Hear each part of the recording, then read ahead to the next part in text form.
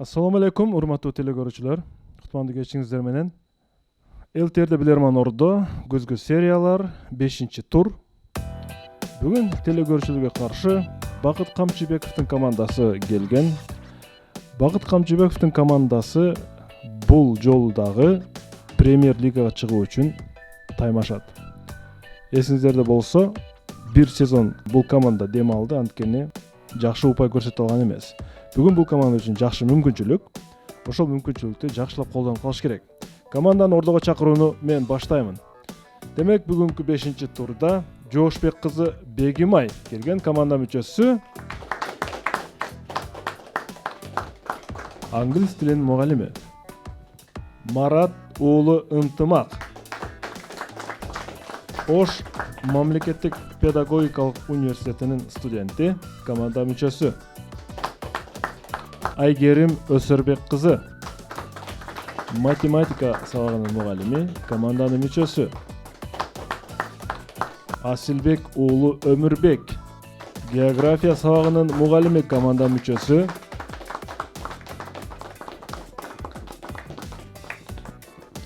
Буниса Советбек кызы, тарых сабагынын мугалими.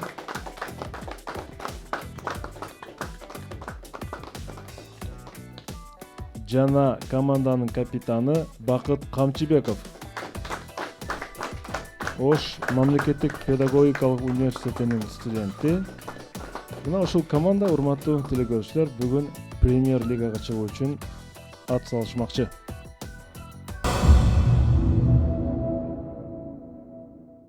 Дагы бир жолу кош келипсиздер, Бакыт мырза. Мана жакшыбы команда оюнга даярбы? Ортодон бир топ убакыт өтүп кетти. Менче оюнду сагынып калдыңар. Телекөрүүчүлөр менен амандашканча оюнду баштайбыз. Бакыт мырза. Урматтуу телекөрүүчүлөр, саламатсыздарбы ордо. Биз жазгы сезон ойногонбуз, андан кийин бир сезон эс алып, жакшы даярдыктар менен Кудай буйруса, ушул сезондо жеңгенге аракет кылабыз. Жакшы даярдыктар менен келдик. Команда кол чаап коелу. Урматтуу телекөрүүчүлөр, биздин азыркы экранга жаңы кошулгандар болсо, биздин даректерди жазып алууга чакырам. Анын үчүн сиздер уюлдук телефондорду алып, алгач Инстаграмга жазыңыздар. Экрандагы даректер сиздер үчүн. YouTube'да Билерман ордо деп издесеңиздер биздин оюндар чыгат. Жана каттар үчүн Ош шаарынын көчөсү 330. Мына ушул даректен сиздерден биз каттарды, суроолорду күтүп калабыз. Биздин өнөктөштөр менен тааныштыра кетели дагы бир жолу. Башкы өнөктөштөрүбүз булар Барбол, адал татуу дайыма жаңы гана продукциялар менен бизди кубандырып келет. Жана ошондой эле актив дизайн, полиграфия жана жарнак борбору сиздерге ийгилик каалайт. Таев костюмс барыңыздарга жакшы маана каалайт. Демек, биз оюнду баштадык. 5-тур. Эсеп болсо 0-0.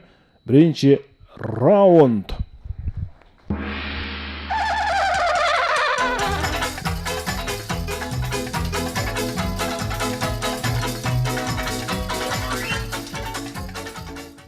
Александр Герасименко сиздерге каршы суроо берет. Ушундай бир суроо жөнөткөн. Экранга көңүл буруңуздар.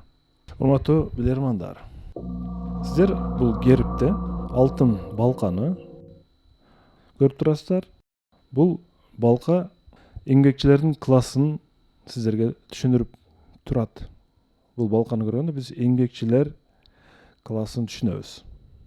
Ошондой эле сиздер алтындан жасалган буудайдын веногун көрүп турасыздар. Бул болсо сиздерге дыйканчылыктын символун түшүндүрөт. Жана ошондой эле сиздер бул жерде алтындан жасалган циркулду көрүп турасыздар. Сиздерге суроо. Циркуль анда эмнени түшүндүрөт? Кетти минута.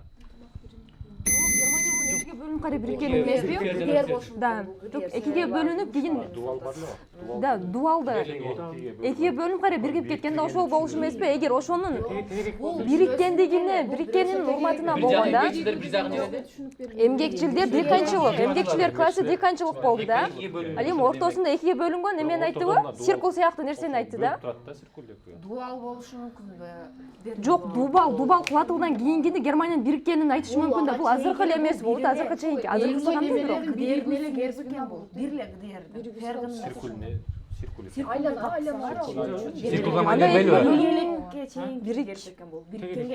Азыркысы эгер мани ошондой кете турган болсо, дүйнөнүн Европанын ортосунда жайгашкандыгы же башка эмес. же ошол бир бөлүнгөн нерсесинен башка айырмачылыгын карап көрөлүчү. Гдердин бөлүнгөнүн кандай айырмачылыгы бар болгон биринчи жагынан. Ошо бөлүнгөн дуалдан баштап. Же ошо эки борборду бириктип айтып анда точка. Эки Берлинде. Жок, эки жакты эки мамлекеттин эки борбору. Эки мамлекет эмес, Берлин эки Циркул биригет да. Азыр бириккен Дуалды билдириши мүмкүн да ошол. Вакыт мырза, вакыт бүттү. Вакытты туура пайдаланалы. Ким жооп берет? Урматтуу апарчы Жошбек кызы Бегимай жооп берет. Жошбек кызы Бегимай. Балка, демек, эмгекчилердин образын түшүндүрсө, алтындан жасалган буудайдын виногу булар дыйканчылыктын символун түшүндүрсө, ортодогу циркуль эмнени түшүндүрөт? Кайсы классты түшүндүрөт? Класс болгондо Класс эмгекчилер классы, дыйкандар классы деп баягы категорияларга бөлүнөт да. Циркуль кандай классты түшүндүрөт? Эмненин символу? Жооп бериңиз. эмненин символу болгондо бул демек Германиядагы ошол элдердин айырмаланып турган менимче жогорку класстагы окумуштуулар дейбизби же изилдөөчүлөр болушу мүмкүн. Жогорку класстагы окуучулар же изилдөөчүлөр. Бизде же деген вариант кабыл алынбайт. Бир ойду айтышыңыз керек. Интеллигенция болушу мүмкүн анда. Интеллигенция болушу мүмкүн. Жооп кабыл алынат. Германиянын герби деп айттыңыз. Бул жерде биз кайсы бир өлкөгө басым жасаган жокпуз. Мен дароо эле гербтеги көрүнүштү айтып өттүм. Туура жооп. Гербтеги циркулдун символу бул интеллигенция классынын түшүндүрүп берет. Бирин ойлосок, жооп туура. Анткени мугалимдер, окумуштуулар, изилдөөчүлөр, студенттер бардыгы биригип булар интеллигенция катмарына киргендиктен Германияда ушундай символиканы түшүндүрөт. Сиздер дагы интеллигенция катмарына кирип кетесиздер.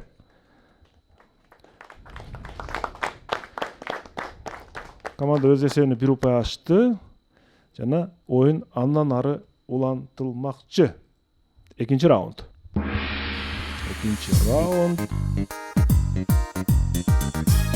Бегимай мугалим ынтымак.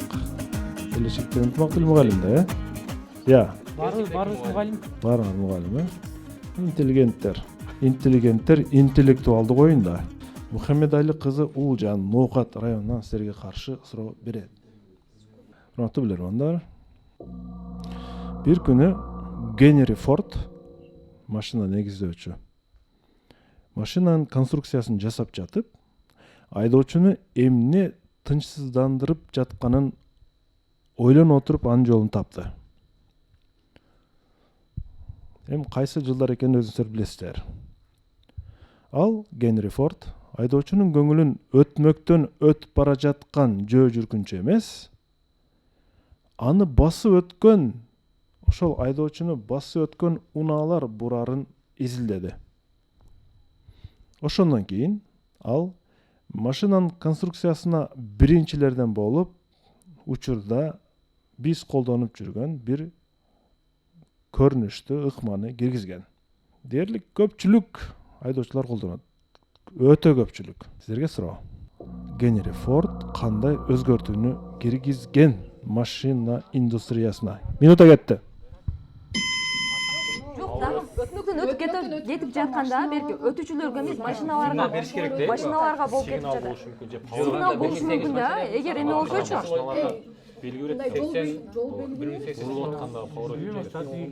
Генри Форд машинага эле байланыштуу да.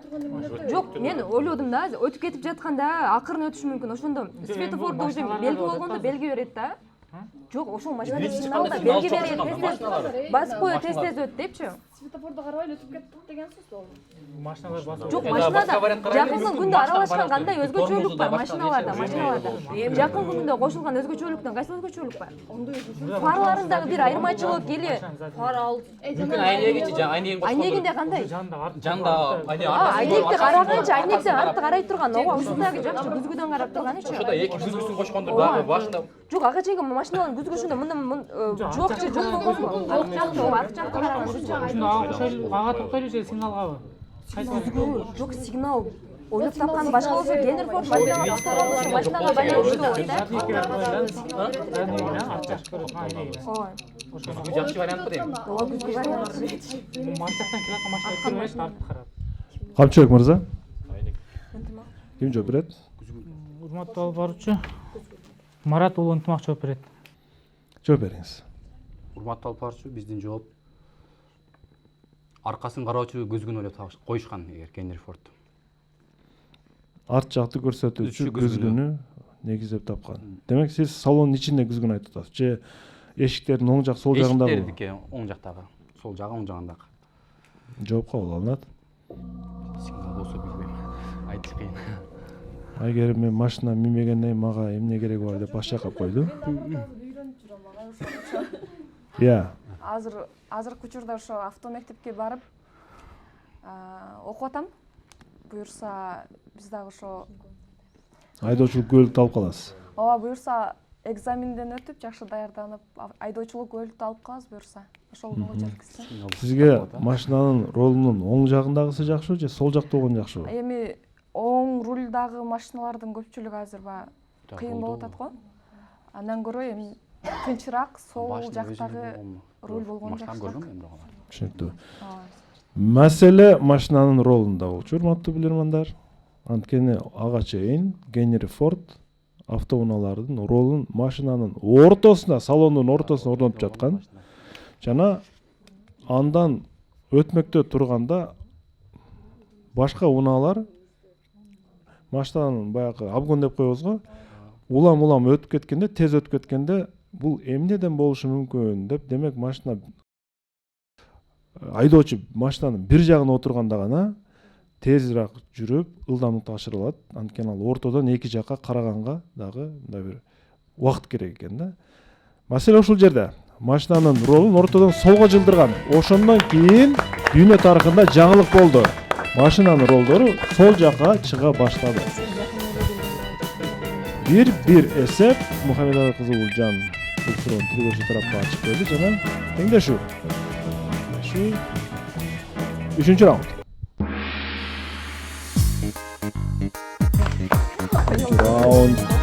Азыркы суроонун жообу тургандардан кимдерде бар эле? Вариант кимде бар эле? Общий пландан көрсөк болот экен. Иламан жок, Шамирзаев Ерланда болушу мүмкүн экен.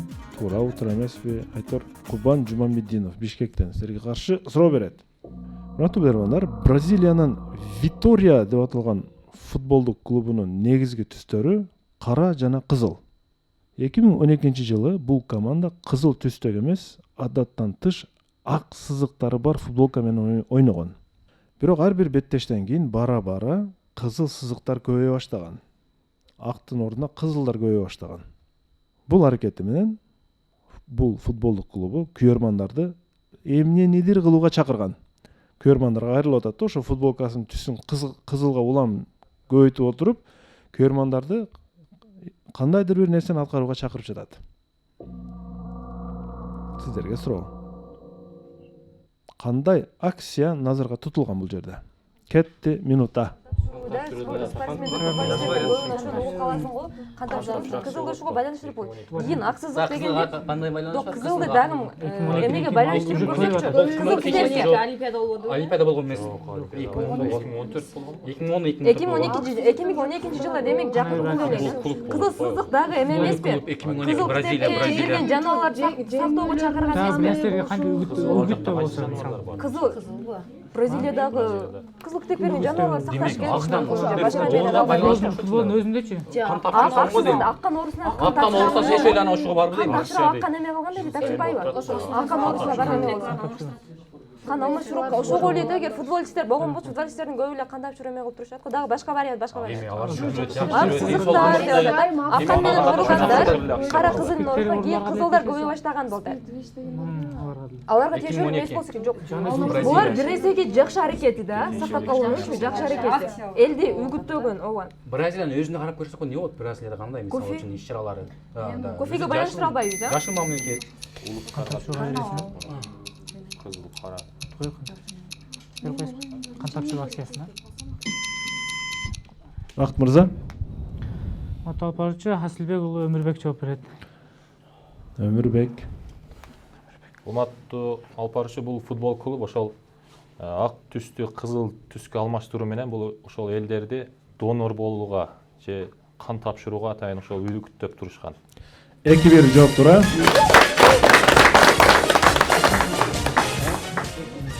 Көрмандарды кан тапшырууга чакырган, анткени кан тапшыруу менен сиздер адамдардын өмүрүн сактап калышыңыздар мүмкүн деп кайрылат өз билдирүүсүндө клубтун президенти Алекси Портела. Оюнлантылат. 4-чү раунд.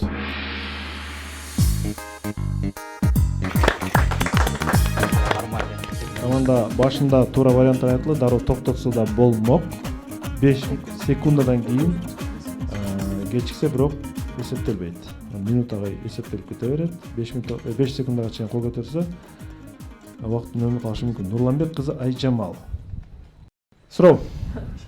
Фараондордун ордуна барабыз. Ак сөөктүн ак сөөгү деп өздөрүнчө эсептешкен фараондор элдин ички сырткы саясатына аралашып, бийликти эки тизгин бир чылбырын колдон чыгарышпай, аеосуз башкарышкан. Ал доорлордо бийликтеги фараондун даремети, анын кубаты, сүрү, жыйган дөөлөтү мына ушул нерсе менен өлчөнгөн. X деп коелук. Фараондордун кубатын көрсөткөн X эмне экенин сиздер таап бериңиздер. Кетти минута. Пирамидасы бар, музейси бар.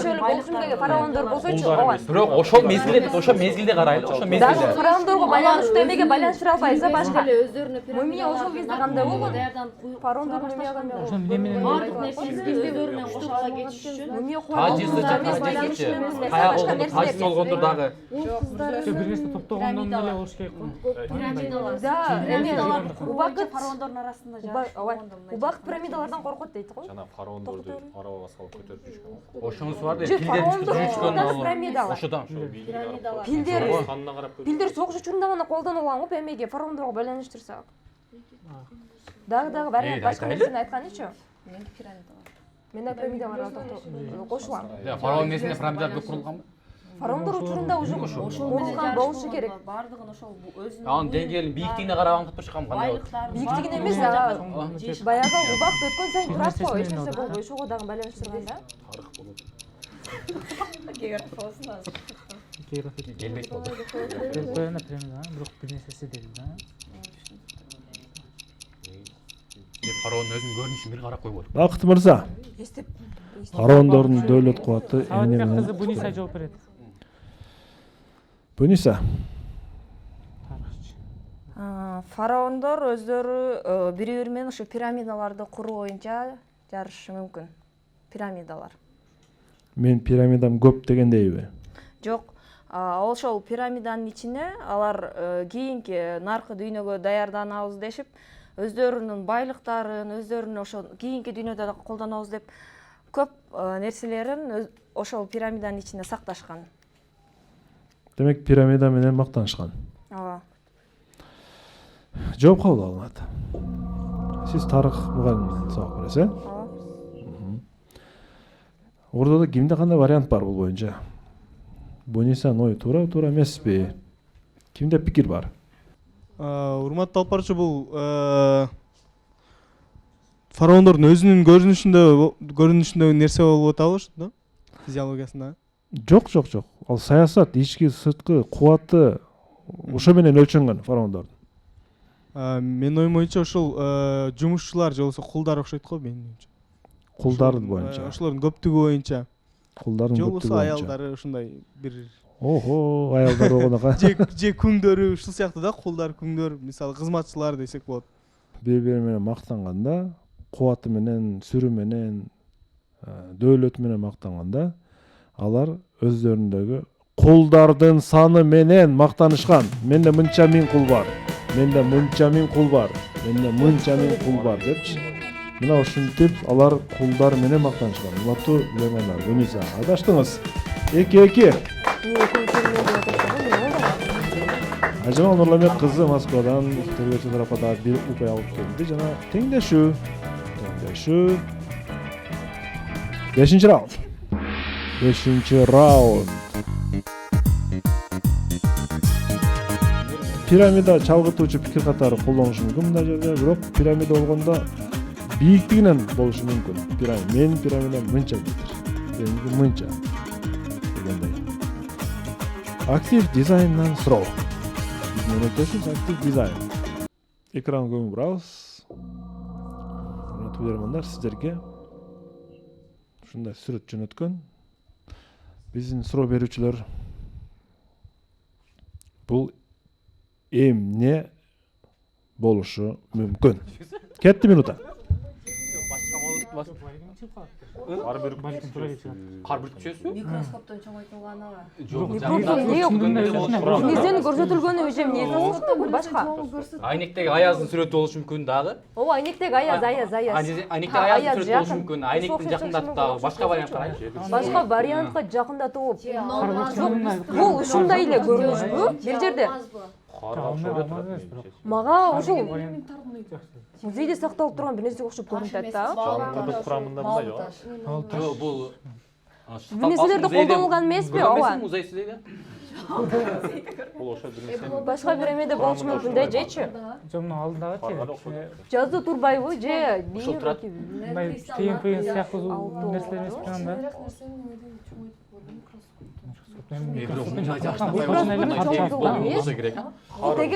Тегерек стол эмеспи? Стол. Эгер окшош турган болсо.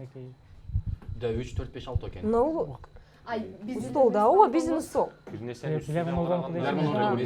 Окшош турган болсочу, Бул ооба. бирок эмне деп конкретно берип атат да суроону. Эмне деп атат? Эмне болушу мүмкүн деп суроо да. Мына стол болушу мүмкүн бир деген. нерсенин үстүнө карап ушундай. Берип кое берейин, карда. Вариант болуп.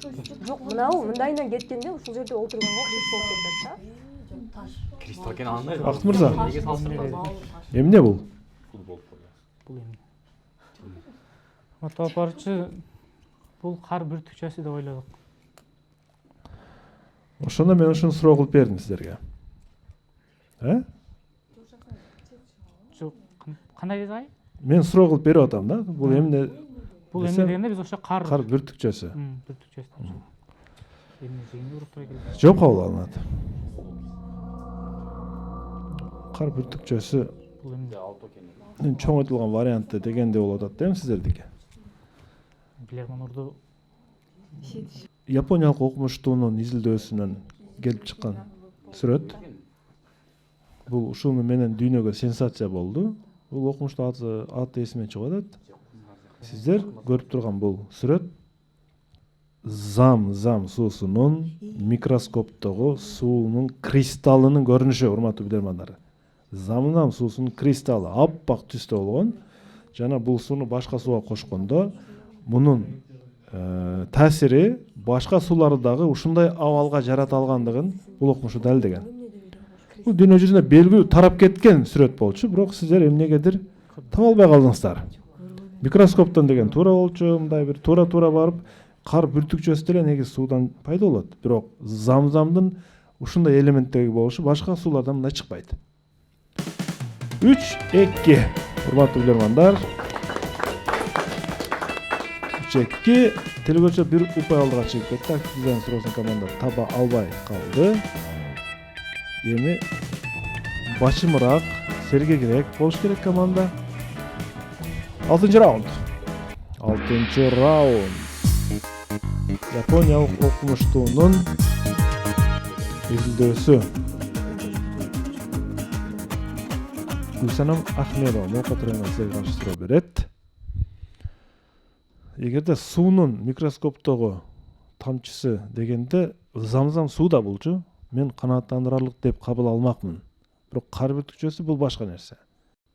Япониялык окумуштуулар балким ушул окумуштуудур сууну эки бөлмөгө коюп, бирисине кыйкырып, бирисине жакшы сүйлөп сынаган. Билесиздер? Жакшы сүйлөгөн суу улам тунукташкан, кыйкырган суу улам карайып кеткен. Демек, эң көп мындай кабыл алуучу сезим күчтүү бул суу. Суроо өтөбүз. Кайрадан назарыңыздарды экранга буруга чакырам. Ушундай картина турат. Мен бул картинаны силерге азыр суроосун окуп берейин. Түштүк Африканын Дурбан шаарына жакын жерде орнотулган бул инсталляция 50 дана темир менен быжыкталган. Ушул сиздер көрүп турган арматура дейлик, 50 дана. Түштүк Африканын Дурбан шаары. Сиздерге суроо. Бул инсталляция эмненин образын бериши мүмкүн? 50 дана арматурадан жасалган. Мен штрих-кодко окшоштур. Бул ошо курулуп жаткандагы абалы. Кийинки көрүнүшү таптакыр башка болушу мүмкүн. Кеттими? 50 дана Африкада эмне түштүк 50 дана мен штрих-кодко окшоштурдум эле кийин бүткөндөн кийин QR-кодко окшош болушу мүмкүн же болбойбу? Үстүнөн көрүнүшү. Ооба. же бир кандайдыр бир окуяга байланыштуу курулган эмеспи? Түштүк Африка Дурбан шаары деди 50 дана. Түштүк Африкадагы мамлекеттер кандай 50гө жетеби же 50? Намибия бар. Жок, белгилүү инсандарынан ким бар Түштүк Африкадан же 50гө байланыштуу эме болгон? Эмнени? Жылдарга кечеч. АКШга тиешеси бар эмеспи? Африкада алтын Ай. фалан, бирок дагы алмаз. Бир нерсенин курулушу же ушул жерге тоо таштарды урулуп аткан бир нерсе да. Арматура болуп атса үстүнө дагы бир нерсе кошот да. Арматура. Ошондо будан Арматура менен эмне курулган Карама каршы Арматура менен бүткөн нерселер эмнеге одан кийин цемент куюп бир нерсе жасаш керек. глобалдын бир нерсе же окшош болобу да бир нерселергечи? Түштүк Африка. Түштүк Африка республикасы. Түштүк Африка республикасы болгондо. Суу чыгарбайбы же? Суу чыгарбайт жок. Мындан кийин бир нерсе пайда болгондо, мындан кийин дагы. Ана. Пайда болгон. Жокпу бүтө элек учур экен да. Бүткөндөн кийин дагы бир нерсени Качып кетпейби? тиешелүү болушу мүмкүн жечи? Кандайдыр бир окуяга байланыштуу эмеспи? Скот берип койсун. Жокан не майн. Орчун жадан окуйбу.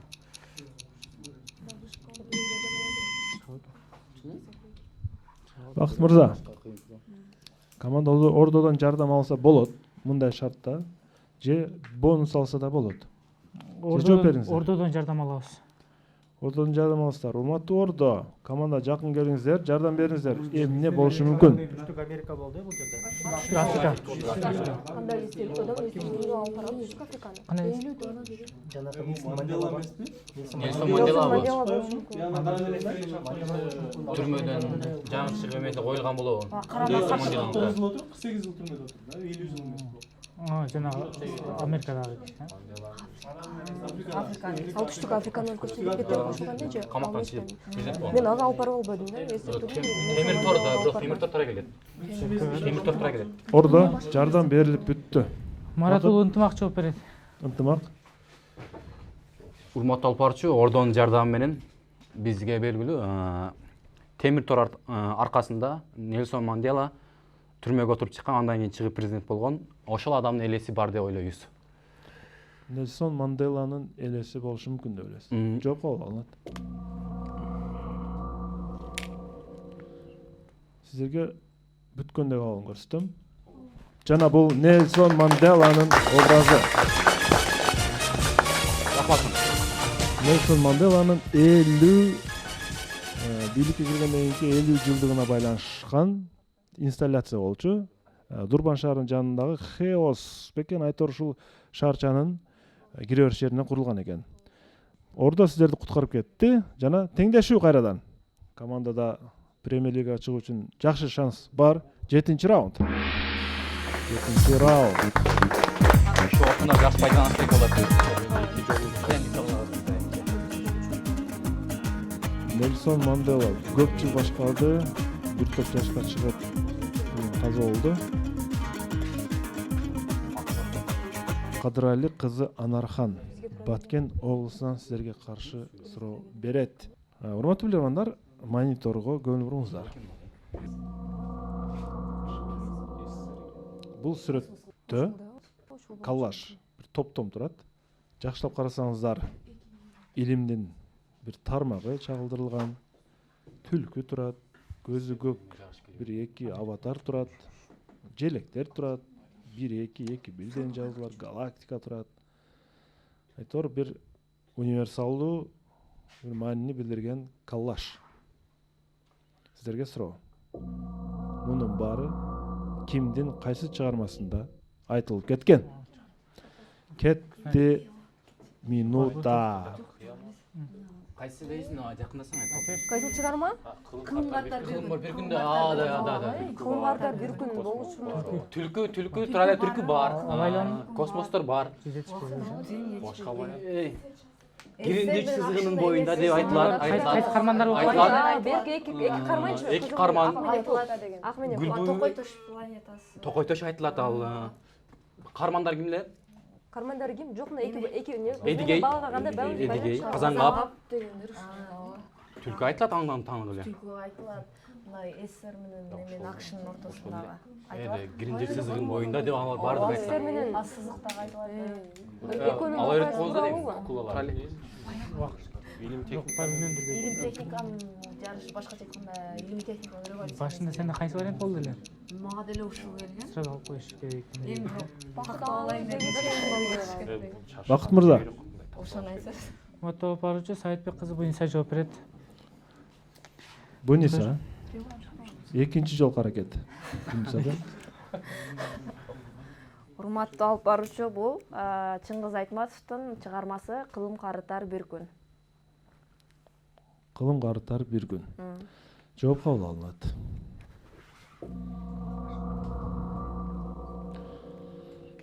Бир жагынан албетте өкүнүчтүү. Бул жооптун 1 минутадан кийин чыгышы. Бегима эмне болду экен дедим да, Бегима туура эмес болуп калдыбы депчи. Бул минуттан башында убакытты үнөмдөй турган бир жооп болушу мүмкүн эле. Кылым карытар бир күн чыгармасында бул кармандарды келиштирилабыз. Туура 4-3 эсеп, команда 1 упай алдыга чыга алды. Жана оюн улантабыз. 8-раунд. 8-раунд. Урматтуу телекөрүүчүлөр, бүгүн 5-тур Бакыт Камчыбековдун командасы күзгү серияларда Премьер Лигага чыгуу үчүн ат салышып жатат. Буга чейинки оюндарды көрдүңүздөр. Алабыз. Семенди Амиралиев да чыкты. Ибрагим Топчубаев чыга албай калды. Блиц раунд. Суроону угабыз. 20 секунда. Эмилбек Чыныбеков суроо берет. Бир канча мүчөлөр, тырнактардын ичинде бир канча мүчөлөр өзүнүн катарындагы бир мүчөгө келишип мындай сөздөрүн билдиришти. Бул кандайдыр деңгээлде философиялык бир мааниде келиптир. Философия дейбизби, же икая түрүндө дейбизби? Бир канча мүчөлөр өзүнүн катарына бир мүчөгө келишип мындай сөздөрүн билдиришти. Сен өзүңдүн кызматыңды жакшы өтөгүн. Ар дайым чынчыл бол. Жалган сөздөрдөн кач. Себеби сен аракетиң менен эртеңки күндө биз же кыйналабыз, же тынч турмушта жыргап жашайбыз. Урматтуу билермандар, эмне жөнүндө сөз болуп жатат? 20 секунда кетти. Адамдын мүчөлөрү тилге. Же берки технология, компьютер башка нерселерге байланыштырбайбыз, а? Жок, байланыштырбайбыз. Технологияга алып келгендейчи. Мен телефон менен китепке багыттадым. Айтып кетип атканда. Тилиң менен жооп берип таштайбы? Башка вариант жок. Башкача икая барда жүрөк боюнча. Жүрөк менен. Баштайдым, жүрөккө кетет окшойт. Жок, кайсыга анда? Ойлонгон. Жок. Бакыт мырза. Мотоо баруучу тил деп жооп бересиз. Жооп туура. Тил. Сіздер көріп тұрған сүрөттө Антуан де Сейт же Антуан де Сент екен автору. Кичинекей Канзада аттуу чыгармасындагы жаш сүрөтчү тарабынан тартылган көрүнүш көрүп турасыздар.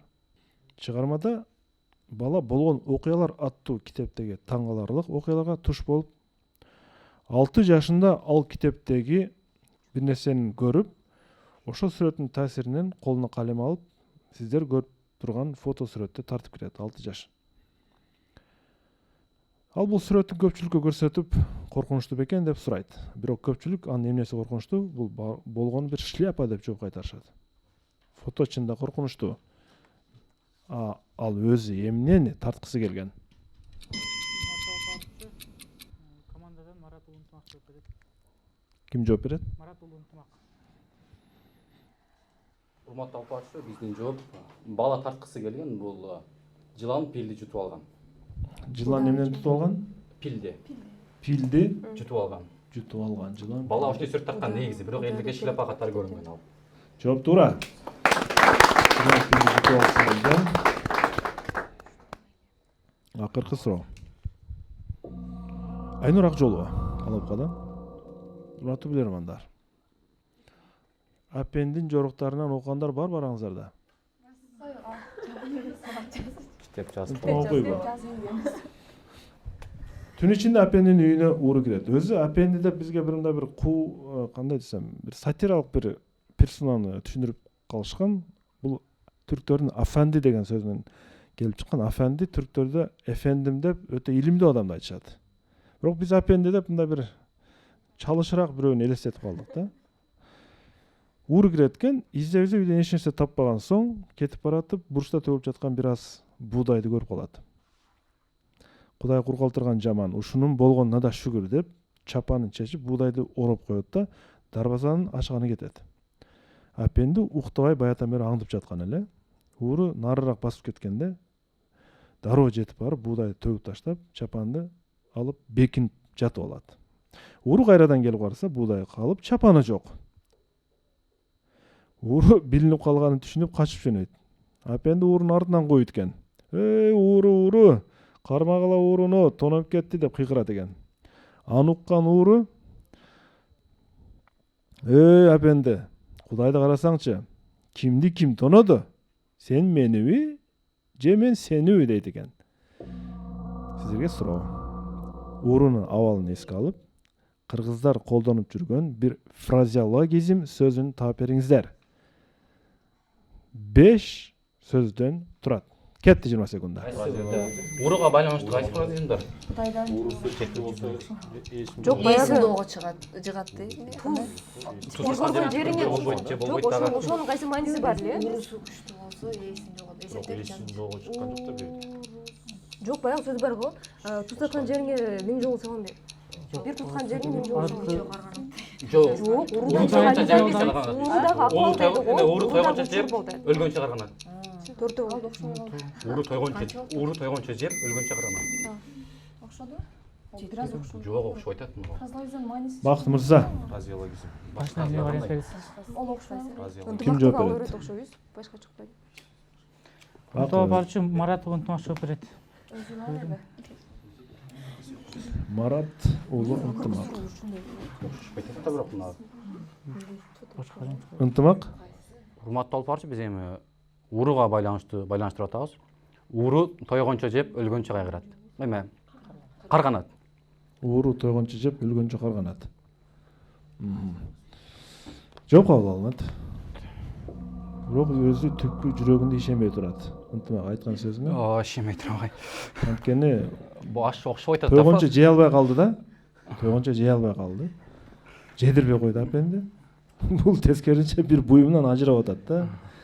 Бул фразеологизм мүйүздүү болом деп кулагынан ажыраптыр деген кыргызда колдонуп жүрчү сөз, урматтуу билермандар. Мүйүздүү болом деп, буудайлуу болом деп чапандан ажырап атат Апенди бул жерде, урматтуу билермандар. 5 сөз. Биле белек. Теги каршы эң акыркы суроо. Игилис болуп калды команда үчүн, билесиз. Дайым акыры мага бересиң. Өкүнүштүү жана жалпы эсеп Биринчите кайрадан теңдешүү. 4-4. 9-нчы раунд.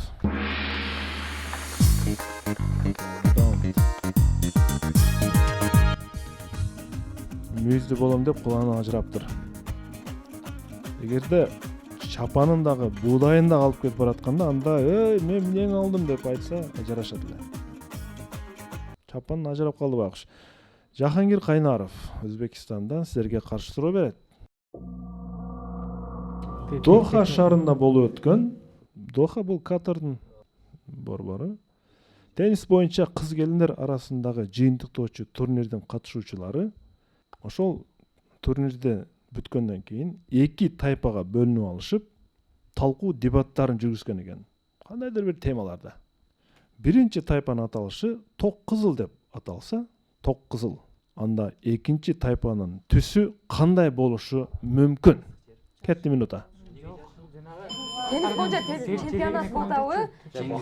Катардын желектери окшош. Жок, чемпионат Доха ичинде болтабы же мамлекеттер арасында Дохадагы элеби? Катарда болот. Катар менен Бахрейндин эле желеги эмеспи там. Окшош түстөрү. Ток кызыл ошол Катардын желегин Акты берели. айтат да өзү.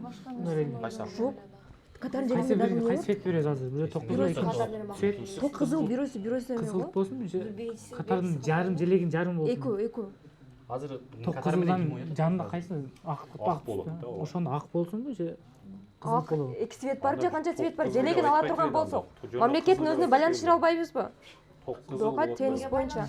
Тенниске байланыштырганча теннис көп. Жеңилүүчүлөр бул теннис боюнча эмес чемпионат. Теннис боюнча да. Ракеткага тиешет теннис менен. Кара Теннис болгондо стол теннис да, стол тенниске байланыштыра албайбызбы? То есть кызыл кара. Ток кызылды көргөн эмесмин, теннисте столдор эмелер көп эле. Ал стол вообще эле ракеткасы Мамлекеттин ичиндеги чемпионат. Ооба. бирок жакшы жерде туткан жакшы болушу деле мүмкүн да ал. байланыштырсаңар желегин. Акты Бакыт мырза. Биринчи тайпа ток кызыл деп аталса, экинчи тайпа кандай түс менен аталышы мүмкүн?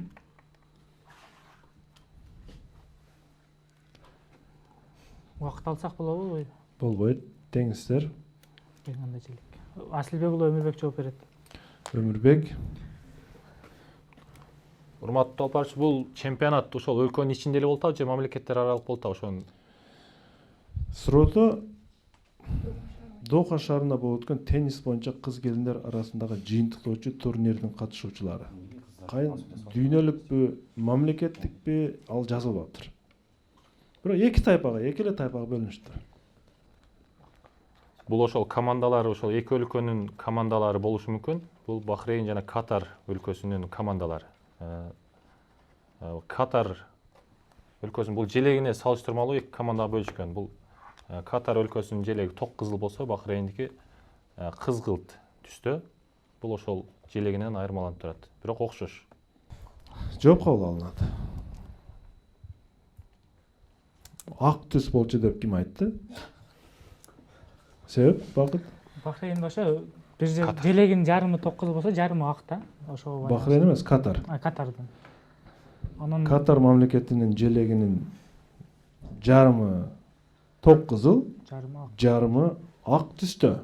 Демек экинчи тайпа ак түстө болгон. Өрбек мырза.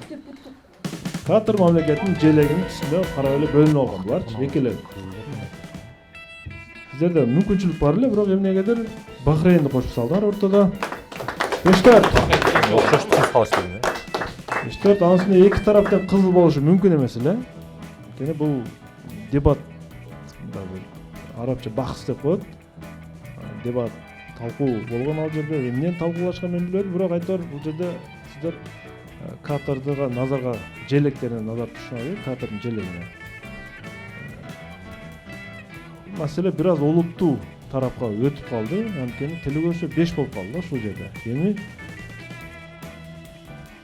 мурда биз бала кезде сүйлөшүп, эми чында ойнойм сен менен депчи. Эми чында ойношуңар керек. 10-чу раунд. 10-чу раунд. Бакыт мырза, бүгүнкү оюнда сиз жооп бердиңизби, жооп берлексизби? Жок, жооп берди экен. Азыркы жооп берсеңиз болмок экен, сиз капитан катары. Вот элем ошо Бахрейн менен желеги окшош болгон үчүн ошол жака башымды салып коюп Бахрейн жөнүндө сөз жок эле. Василий Станчук, Беларусь. Сиздерге каршы суроо берет. Назарыңыздарды экранда сааттарга бурабыз. Суроо. Эгерде команда туура тапса 5-5 болот, туура эмес тапса дагы бир сезон дем алып калышы мүмкүн. Сиздер көрүп турган сүрөттө 2 саат тартылган. Бирөөсү чыныгы саат, экинчиси оюнчук саат. Сиздерге суроо. Көрүнүштөр аябай окшош болуп турат, бирок чыныгы саатты бул жерден кантип айырмаласак болот? Кетти.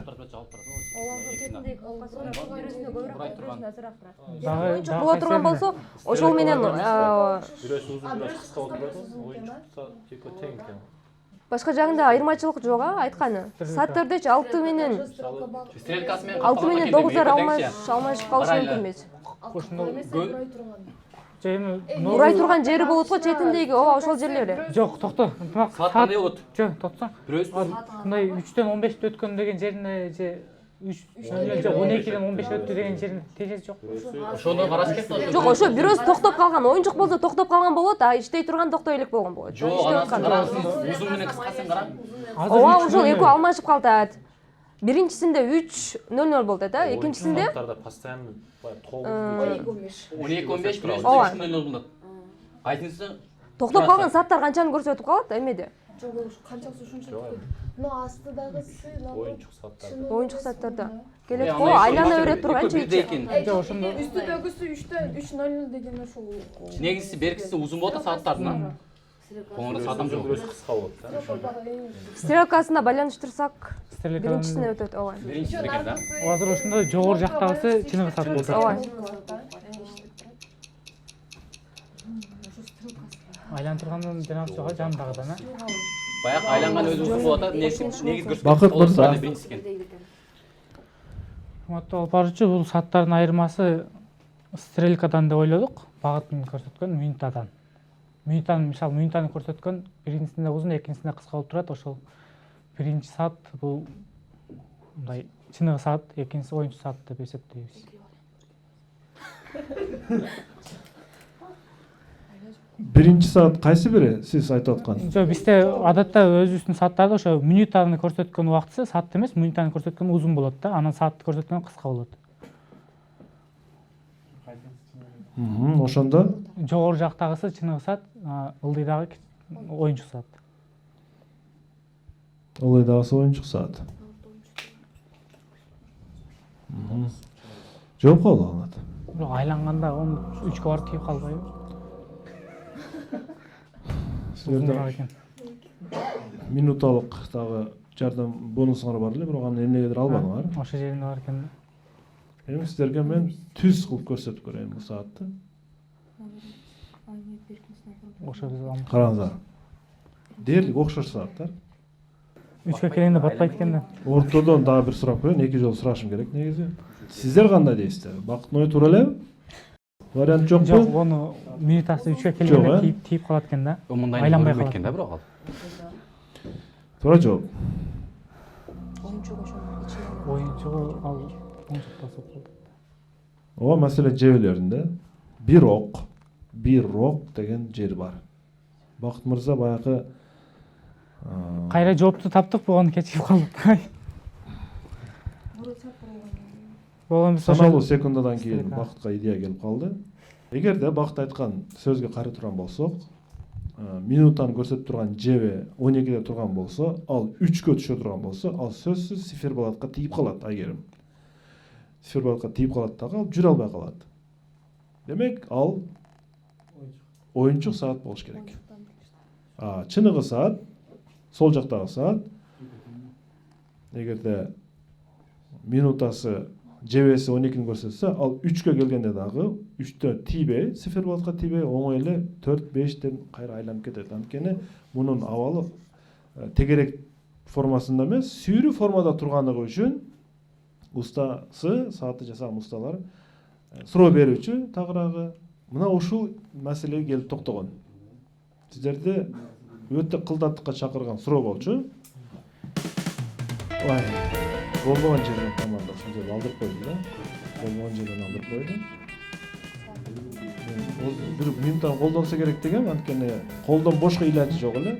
Аны колдон болсоңор күйүп кетпей, колдонсоңор пайда болмок. Ушинтип, мына ушинтип. Бүгүнкү 5-тур 6-4 эсебинде команданы жеңилиш менен аяктады. Өтө өкүнүчтүү болуп калды бул жагы чындыгында. Командада өтө жакшы мүмкүнчүлүк, шанс бар эле. Премьер лигага чыгуу үчүн жалпы оюн үчүн кол чаап коебуз.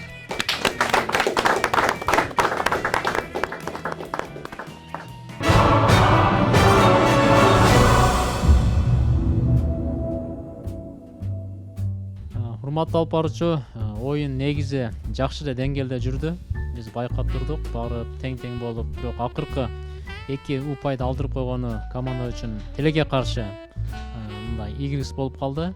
Албетте команда негизи ортодо оюнга келип бардык топ катыштырганы жакшы. Бул жерде бардык билермандар командаларга тиешелүү бардык оюнчулар айтабыз. Командада негизги бүгүн бир гана мен оюнчуну байкадым, бул ынтымак болду. Команданы аябай мындай алдыга сүрөп, көптөгөн варианттарды айтып, бирок башкалар да аракет кылды. Бирок тилекке каршы туура эмес варианттарды айтып, команда жөн жерден ийгиликсиз болуп калды. Мен бүгүнкү оюнда негизи аябай жакшы суроолор түштү. Бул жерде көпчүлүк тургандар дагы макул болсо керек. Мына тарыхый дагы, улуу жазуучубуз жөнүндө дагы, дүйнөлүк лидерлер дагы, анан жөнөкөй эле мына көрүнүп жүргөн предметтикте акыркы мына суроолор. Аябай жакшы суроолор түштү. Албетте буйруса кийинки оюндарда команда ийгиликке жетишет. Бул жерде 1-2 гана вариантка токтолуп калды да команда эмнегедирчи. Бир вариант айтат, мисалы үчүн ынтымак же башкасы. Ошону гана тегерегенде болуп калды. Катышса ийгилик болот. Команда ийгилик каалайбыз. Кийинки оюндарда ийгиликтерди жаратат деген ишеничтебиз. Рахмат. Негизи суроолор жакшы эле деңгээлде түштү деп айтабыз. 1-2 суроону эсепке албаганда. Такы билбегенибиз үчүн же суроолор кыйын болуп калды. Негизинен оюн жакшы деңгээлде өттү. Даярдыксыз көбүрөөк жүрүп калганыбыз үчүн же жакшы каникулда дем алып калганыбыз үчүн команда менен жакшы деңгээлде оюн алып бара албадык. Ошон үчүн жеңилип калдык деп ойлойм. Негизи мыкты суроолордун катарында команда макул болуш керек. Мен өзүм жанагы мүчөлөр боюнча тил жөнүндө суроону мыкты деп таптым. Тилден кетtik. Тил боюнча суроо, Эгерде сен чынчыл болсоң, жаман сөздү айтпасаң, баарыбыз биз жакшы жашайбыз. Анткени сенин кесепетиң бизге тийип калышы мүмкүн дагы. Демек бул суроо Эмилбек Чыныбеков аттуу биздин эски бир билерманыбыз бар эле, ошол телевизион суроосу. Биз Эмилбек Чыныбековду куттуктайбыз. Бүгүнкү оюнда мыкты суроо эс болду. Жана актив дизайндын акчалай эсебинин бир бөлүгү Эмилбек Чыныбековго, жана бир бөлүгү Ынтымак Марат уулуна берилет. Демек, урматтуу телекөрүүчүлөр, биз сиздерден дагы мыкты суроолор күтүп кала бермекчибиз. Instagram, YouTube, Facebook электрон тармактар сиздер үчүн иштейт. Башында айтып кеттим, суроо жөнөтүңүздөр. Ал эми оюндун акырын бар болгон шириндиктер менен жыйынтыктайбыз. Биздин өнөктөштөргө чоң рахмат. Баарыңыздарды билермандордон мыкты суроолордун ээси катары күтөбүз. Чоң рахмат. Ассаламу алейкум, görüşкөнчө аман болуңуздар.